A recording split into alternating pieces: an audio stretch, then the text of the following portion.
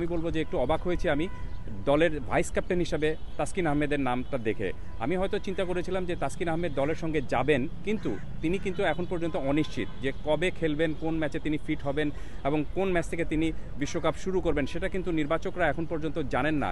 অথচ তাকে কিন্তু দলে রাখা হয়েছে এবং ভাইস ক্যাপ্টেনও তাকে করা হয়েছে। সো এটি একটু অবাক করার মতো আমার কাছে মনে হয়েছে। কিন্তু বিষয়টা হলো যে এটা কিন্তু নির্বাচকদের কাজ না ভাইস ক্যাপ্টেন ঠিক করা। ভাইস ক্যাপ্টেন কিন্তু ঠিক করে দিয়েছে ক্রিকেট বোর্ড, এবং যেহেতু ক্রিকেট বোর্ড তাকে ভাইস ক্যাপ্টেন হিসেবে ঠিক করে দিয়েছে, এই কারণে নির্বাচকরা তাকে দলে রাখতে বাধ্য হয়েছেন।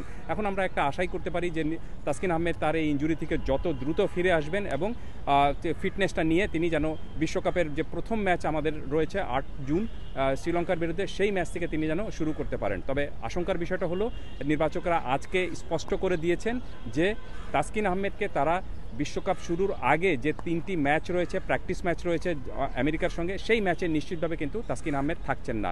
আর